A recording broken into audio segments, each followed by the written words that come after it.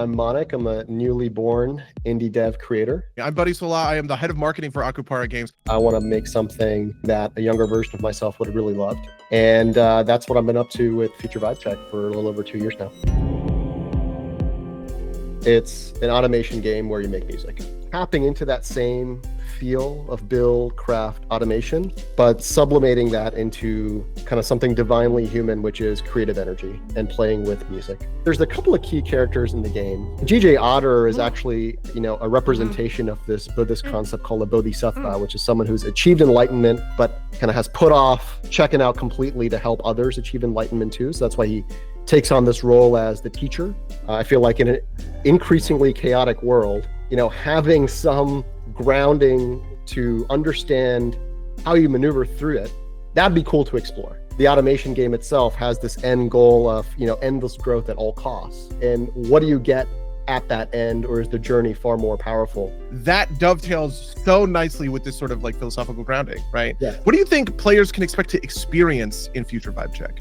First and foremost, making sick beats without needing to know any sort of music theory. There's a pretty weird narrative in the game. I think is going to ask people to really reflect on their sense of self and where we find ourselves today in the current reality to still enjoy play and enjoy creativity in a unique way. I find that that relentless optimization ends up being, well, maybe I sacrificed a little bit for a better rhythmic structure here. And so that's another big piece of the game is the music engine itself. And I almost see a world where in a sandbox mode that people are actually making music procedurally in the game outside of the game mechanics and the story. You have to really think about the placement of your node network that creates music, which also is really how you drive automation for gathering, how you drive defense with your towers.